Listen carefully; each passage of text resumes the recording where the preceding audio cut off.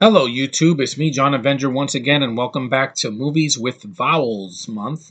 And this is an old film from 1953 that I bought last week on DVD, and I'm going to show it in my next update in February, hopefully. But I wanted to review it because it has the letter I, and I haven't reviewed a film with I in a while, since I Spy, I believe. And this is It Came from Outer Space. How badass is that cover? Look at that.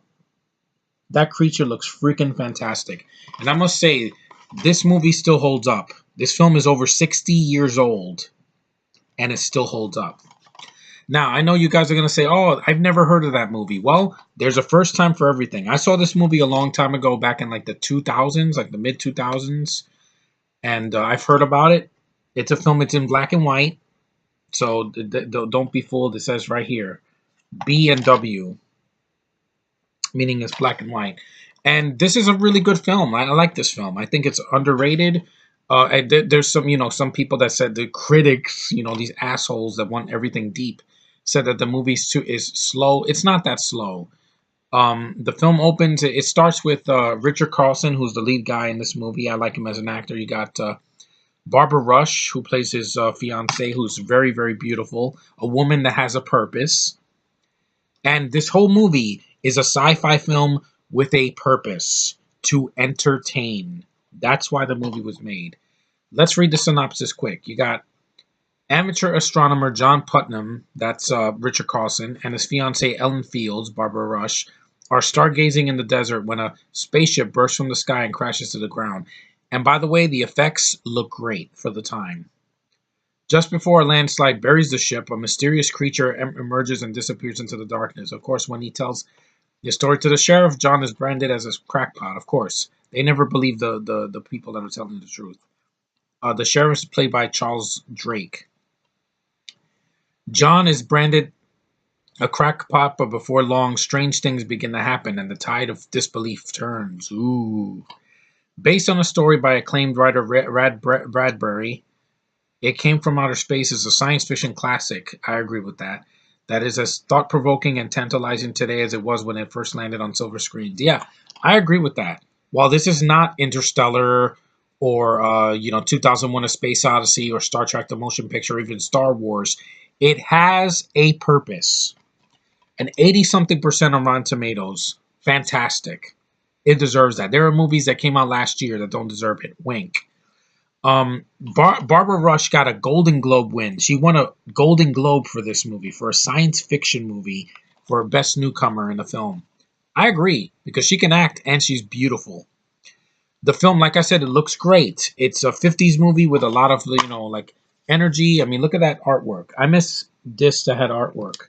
It's the same one on the cover, but yeah, look at that artwork. That's just beautiful, man.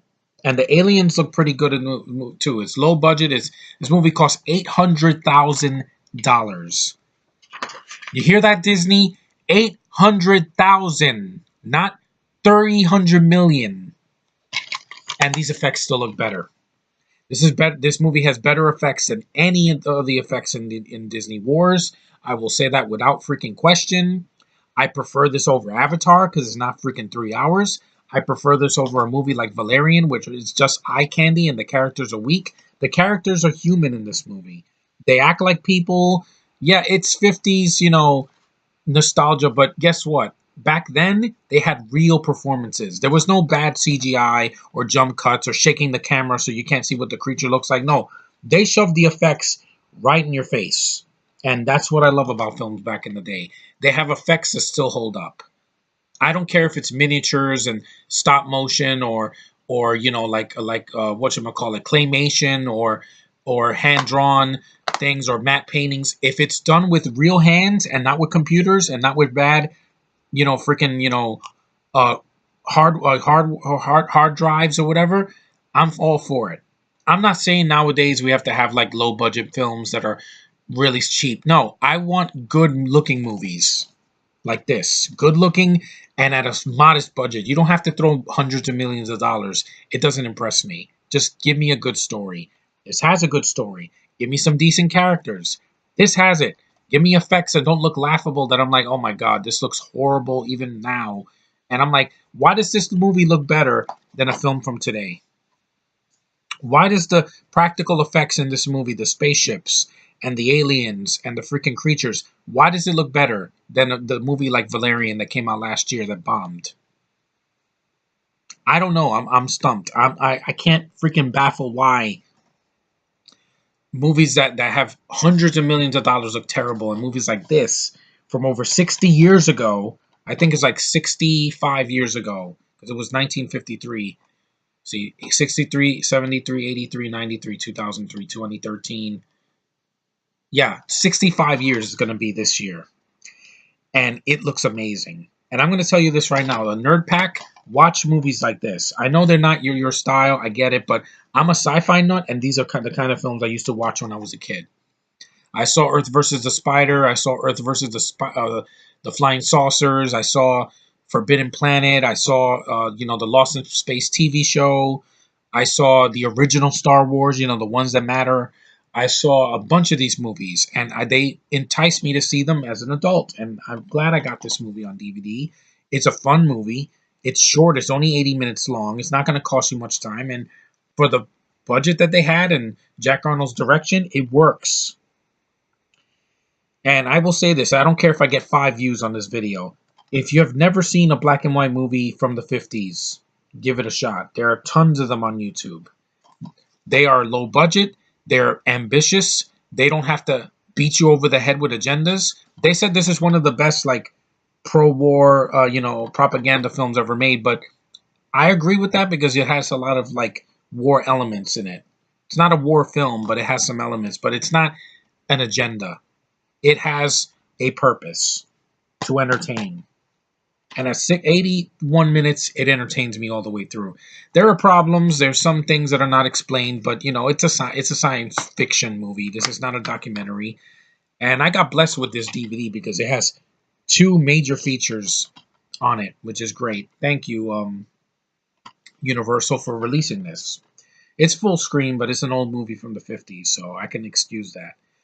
It has a documentary for this movie, which I hope that Justice League gets one because it deserves one. And don't, please, on the comments, do not mention the Snyder Cut. If it doesn't exist and if it doesn't get released, just let it go. And this also has a commentary with a film historian because Jack Arnold had passed away way before this movie was released on DVD. But I want to hear it because I love commentaries, hearing what film historians and directors, producers, writers, good people that work on films and say things about it. And I enjoy this film. I know it's not for everybody. Some people are going to say it's cheesy, it looks too low budget, I can't get into it, it's too slow, it's not bang bang boom bing bam, explosions explosions explosions like a Michael Bay movie. No, give me this over a Michael Bay movie any day. Any of his Transformers films or the stupid Ninja Turtles films that he produced. Yeah, give me something like this. I love old movies from back in the day. They actually speak to me. They actually give me a thrill. I actually can watch this with my family and not cringe when I'm watching the effects or I'm watching these people act, which is a good thing. It's good acting. The acting now is not acting. It's a bunch of robots just reading lines off of the cue cards. That's what it feels like.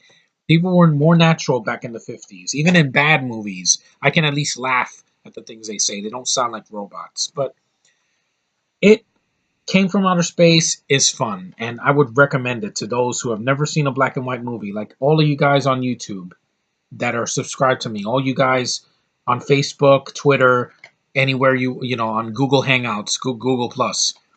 Give it a watch. It's a fun movie. I guarantee you, if you shut your brain off and you don't put too much thought into it, you're going to enjoy yourself, and I do. And I really recommend it to those who love B movies from back in the 1950s, or even A-list movies, A minus, but still very, very solid. And I miss movies like this when these movies were really cheap back then. To go to the theater, you didn't have to pay $30 to buy two tickets. Back then, it was like what, $1, maybe 50 cents. I don't know, but it must have been a great time to go to the theater back then. And this film was fun. I'm missing. That's what I want in my movies nowadays. Fun. I don't want to be bored for 3 hours. I want Transformers last night. I want to be entertained, and this gives me enough entertainment value. So thanks for watching, guys. Take care. I need to go to sleep soon because I'm really tired. I have a long day ahead of me. And, we got another month coming soon in February where I'm reviewing a bunch of movies with colors in the title. Yeah, that's going to be my next theme. Red, blue, green, yellow, purple, whatever movies have a color in it, and I haven't reviewed it yet, it's eligible for next month. So I'm going to do something different. That way, reviewing Black Panther will make sense. So, anyway, guys, thanks for watching. Take care, and I will see you in the next one.